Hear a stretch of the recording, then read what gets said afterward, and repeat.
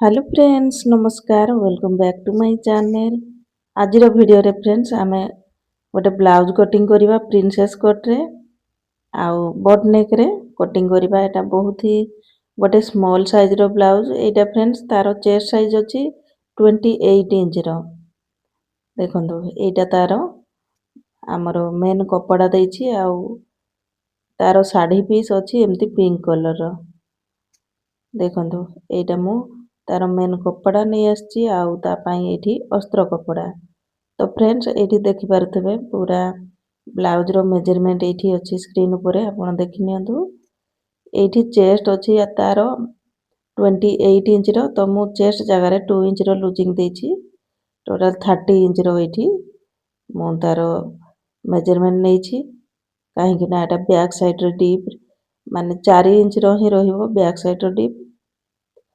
तेणु करी एठी मु चेस्ट जगह रे 2 इंच रो लूजिंग दे देछि। तो फ्रेंड्स एठी हमें चेस्ट अनुसार आउ कपड़ा को फोल्ड कर नै जिबा। तो एठी टोटल चेस्ट मोर 30 तारो चारि भाग रु भागे 7.5 इंच आउ 2 इंच रो एक्स्ट्रा मार्जिन टोटल 9.5 इंच रे एठी कपड़ा को 2 फोल्ड रे भांगिबा। तापरे देखंतु एठी हमें प्रथमे ब्लाउज रो लंब नबा। ब्लाउज रो रेडी लंब एठी 14 इंच रहिबो 1 इंच प्लस करी कि नेबा। काहे कि ना हमर शोल्डर साइड रे भी जॉइंट हबो आउ तळ साइड रे भी हाफ इंच हमर सिलाई मार्जिन जिवो।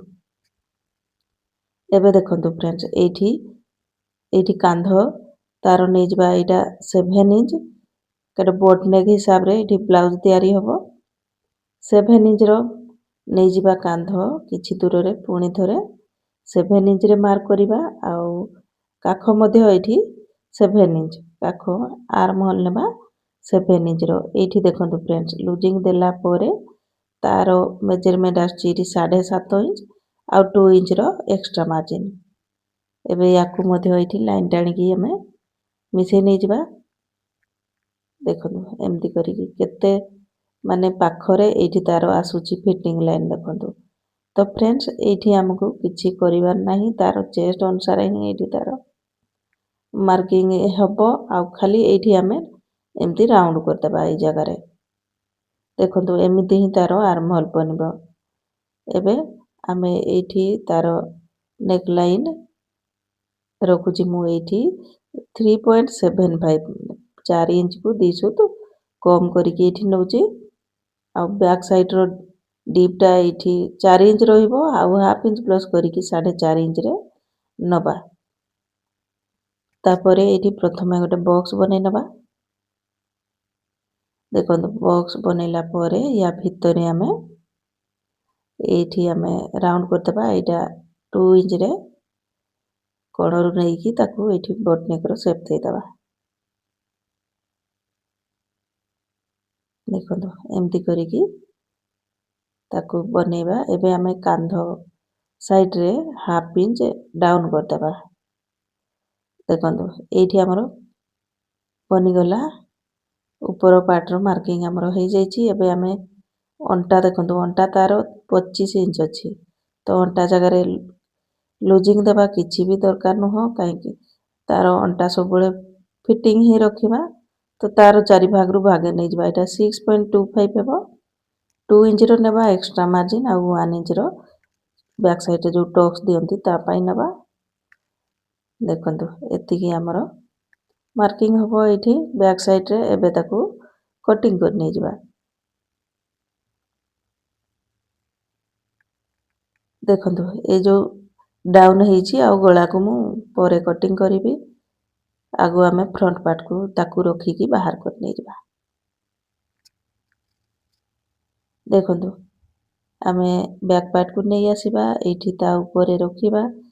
आ ता ऊपर रखिबा पूर्वरु आगु आमे एठी हाफ इंच पाई मार्किंग कर देबा। कोन पाई ना आमे फ्रंट साइड रे ही लगेबा। आगो साइड रे हुक पट्टी लगेबा। ता पाई एठी सिलाई मार्जिन कपड़ा नै जिबा। तापरे ए लाइन ऊपर रखिकी आमे पुणी यार मार्किंग करिबा। देखंतु जोटी डाउन ହେଇची सेठी गोटे मार्क करिबा। हमर नेक लाइन जगह रे मार्क करिबा। आउ हमर आर्म होल टा जेमति बनिची ताकू समान एठी ड्राइंग कर देबा। ଦେଖନ୍ତୁ ଆଗ ସାଇଡ୍ ବାହାର କଲା ବେଳେ କପଡ଼ା ଟିକେ ଅଧିକ କରିକି ଫୋଲ୍ଡ କରିବେ, କାହିଁକିନା ଆଗ ସାଇଡ୍ରେ ଆମର ଟକ୍ସ ମଧ୍ୟ ଲାଗେ, ତା ପାଇଁ ଏକ୍ସଟ୍ରା କପଡ଼ା ଏମିତି ଫୋଲ୍ଡ କରିକି ନେଇଥିବେ। ଦେଖନ୍ତୁ ୟାକୁ ଏମିତି ମିଶେଇ ନେଇଯିବା।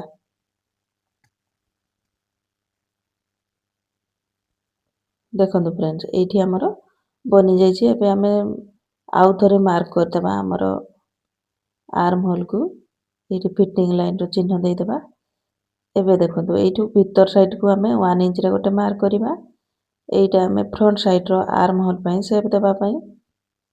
ଦେଖନ୍ତୁ ଭିତରକୁ 1 ଇଞ୍ଚ ମାର୍କ କଲା ପରେ ଏଇଠି ଆମେ ପୁଣି ଡ୍ର କରିବା ରାଉଣ୍ଡର। ଦେଖନ୍ତୁ ଏଇଟା ଫ୍ରଣ୍ଟ ଆର୍ମ ହୋଲ୍ ପାଇଁ ଏମିତି ସେପ୍ ଦେଇନେବା। ଏବେ ଦେଖନ୍ତୁ ଏଇଠି ଆମେ ନେକ୍ ଲାଇନ୍ ପାଇଁ ଏଇଠି ମାର୍କ କରିଦେବା। ଏଇଠି 2 ସୁତ କମେଇକି ମୁଁ ନେଉଛି ଫ୍ରଣ୍ଟ ସାଇଡ୍ ପାଇଁ, ଆଉ ତାର ଡିପ୍ଟା ଏଇଟା 6 ଇଞ୍ଚ ଅଛି। ତଳ ସାଇଡ୍ରେ 3.5 ଇଞ୍ଚ ନେଉଛି, ଆଉ ଏଇଠି ମଧ୍ୟ ଗୋଟେ ବକ୍ସଟେ ବନେଇ ନେଇଯିବା। ଏ ଦେଖନ୍ତୁ ଏବେ ତାକୁ ଆମେ ଏଇଠି ସିଲେଇ ରାଉଣ୍ଡ କରିଦେବା। ଦେଖନ୍ତୁ ଫ୍ରେଣ୍ଡସ୍, ଏଇଠି ଆମର ଗଳା ବନି ଯାଇଛି। ଏବେ ଆମକୁ ଦରକାର ଡାଟ୍ ପଏଣ୍ଟ, ତ ତା ପାଇଁ ଏଇଠି ମୁଁ 10 ଇଞ୍ଚରେ ମାର୍କ କରୁଛି। ଆଉ ପୁରା ବ୍ଲାଉଜର ଲମ୍ବ ଏଇଠି ମାପ କରିକି ନେଇଯିବା। ଲାଷ୍ଟରେ ଗୋଟେ ଚିହ୍ନ ଦେଇଦେବା। ବ୍ଲାଉଜର ଲମ୍ବ ଅଛି 14 ଇଞ୍ଚ, ତ 15 ଇଞ୍ଚରେ ଗୋଟେ ଏଇଠି ମାର୍କ କରିବା। ଆଉ ତଳ ସାଇଡ୍ରେ ଯେମିତି ଆମର ଏକ୍ସଟ୍ରା ଥିବ କପଡ଼ା 1 ଇଞ୍ଚର, ତାକୁ ଦେଖିକି ଆମେ ମାର୍କ କରିବା। ଏବେ ଦେଖନ୍ତୁ ଏଇ ବନ୍ଦ ସାଇଡ୍ରୁ ମାର୍କ କରିବା 3.5 ଇଞ୍ଚରେ। ଏ ଯେଉଁ ଲାଇନ୍ ଟାଣିଛନ୍ତି ଆମେ ହୁକ୍ ଆଇ ପାଇଁ, ତାକୁ ଛାଡ଼ିକି ମାର୍କ କରିବା। ଏବେ ଅଣ୍ଟା ପାଇଁ ମାର୍କ କରି ନେଇଯିବା ଆଗ।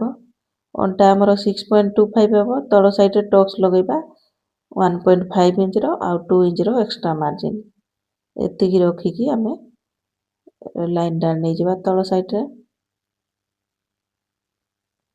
ଏବେ ଦେଖନ୍ତୁ ଏଇଠି ମୁଁ 3.5 ଇଞ୍ଚ ନେଇଛି, ତଳ ସାଇଡ୍ରେ 3 ଇଞ୍ଚ ରଖିବା।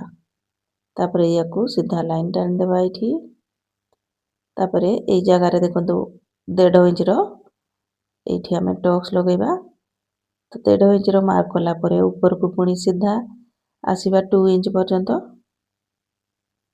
ତାପରେ ଏଇଠି ପ୍ରିନ୍ସେସ୍ କଟ୍ର ଏଇଠି ସେପ୍ ଦେଇଦେବା। ଦେଖନ୍ତୁ ଏମିତି କରିକି ଦେବା। ପୁଣି ୟାକୁ ନେଇ ଆସିବା ଆର୍ମ ହୋଲ୍ ସାଇଡ୍କୁ।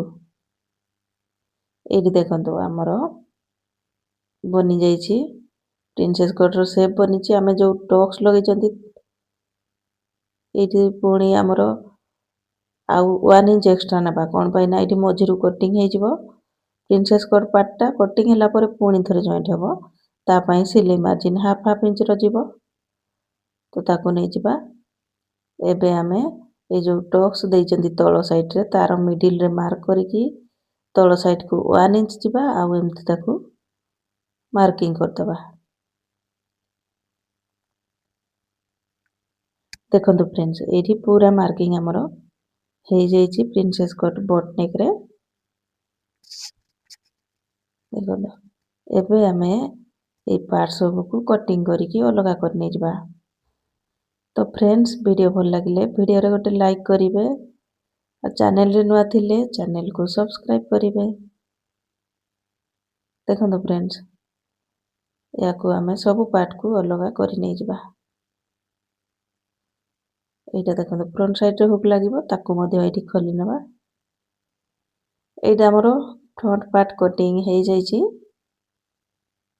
ଏବେ ଆମେ ବାହାର କରିବା ହାତ। ତ ଦେଖନ୍ତୁ ଏଇଠି ଏତିକି କପଡ଼ା ରହିଛି, ଏଇଥିରେ ଆମେ ବାହାର କରି ନେଇଯିବା ହାତକୁ। କପଡ଼ାକୁ ମୁଁ ଏଇଠି 4 ଫୋଲ୍ଡ କରି ନେଇଛି। ଏକା ସାଥିରେ ଆମେ 2ଟା ସାରା ହାତକୁ ବାହାର କରି ନେଇଯିବା, କାହିଁକିନା ସାଇଜ୍ ବହୁତ ହି କମ୍ ଅଛି, ତ ଏଇଠି ଆମର ହେଇଯିବ କପଡ଼ା। ଦେଖନ୍ତୁ ଏଇଠି 5.5 ଇଞ୍ଚର ରେଡ଼ି ରହିବ। 1 ଇଞ୍ଚ ପ୍ଲସ୍ କରିକି 6.5 ଇଞ୍ଚର ଲମ୍ବ ନେବା। ଆଉ ଏଇଠି ଡାଉନ୍ କରିବା 3 ଇଞ୍ଚ, 3 ଇଞ୍ଚରୁ 2 ସୁତ ଅଧିକ କରିକି। ଏଇଠି ଆମର ଚେଷ୍ଟ ଅନୁସାରେ ମାର୍କ କରିବା 7 ଇଞ୍ଚ ହେବ, ଆଉ 2 ଇଞ୍ଚର ଏଇଠି ଏକ୍ସଟ୍ରା ମାର୍ଜିନ୍। ଉପର ସାଇଡ୍ରେ 2 ଇଞ୍ଚ ପର୍ଯ୍ୟନ୍ତ ସିଧା ଆସିବା।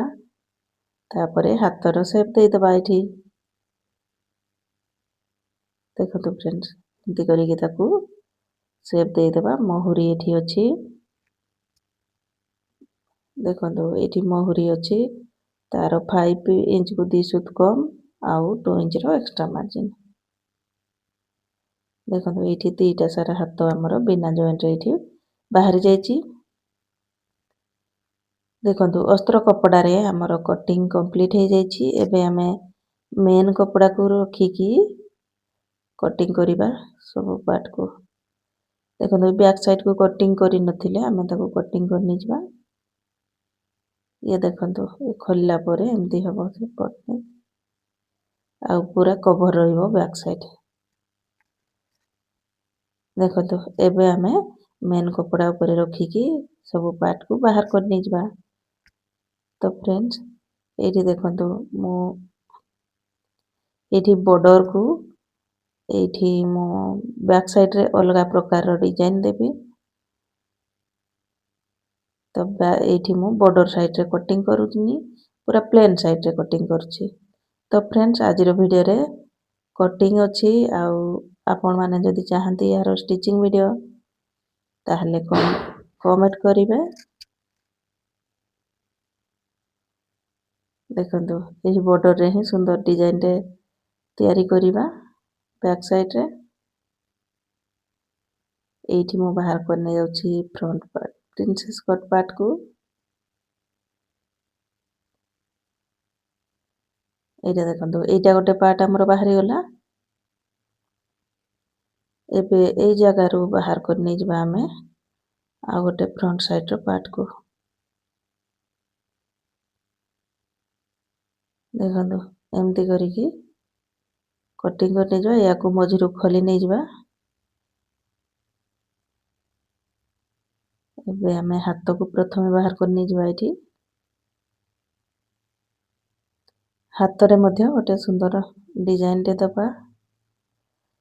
ତ ତା ପାଇଁ ଅଲଗା ଅଲଗା ଭିଡ଼ିଓ ଆସିବ। ଦେଖନ୍ତୁ ଫ୍ରେଣ୍ଡସ୍, ଏଇଠି ଆମର ସବୁ ପାର୍ଟ କଟିଂ ହେଇଯାଇଛି। ତ ଫ୍ରେଣ୍ଡସ୍, ଆଜିର ଭିଡ଼ିଓ ଆପଣମାନଙ୍କୁ କେମିତି ଲାଗିଲା କମେଣ୍ଟ କରିକି ଜଣେଇବେ। ଭିଡ଼ିଓ ଭଲ ଲାଗିଲେ ଭିଡ଼ିଓରେ ଗୋଟେ ଲାଇକ୍ କରିବେ। ଦେଖନ୍ତୁ ଫ୍ରେଣ୍ଡସ୍, ଏଇଟା ଗୋଟେ ସାଇଡ଼ରେ ହିଁ କେବଳ ବର୍ଡ଼ର ଦେଇଛି। ୟାକୁ ଆମେ କେମିତି ବ୍ଲାଉଜରେ ଡିଜାଇନ୍ ଦେବା ତାହା ଜାଣିବା ଷ୍ଟିଚିଂ ସମୟରେ। ତ ଫ୍ରେଣ୍ଡସ୍, ଆଜିର ଭିଡ଼ିଓ ଏତିକି। ପୁଣି ଦେଖାହବ ଆଉ ଗୋଟେ ନୂଆ ଭିଡ଼ିଓରେ। Thanks for watching.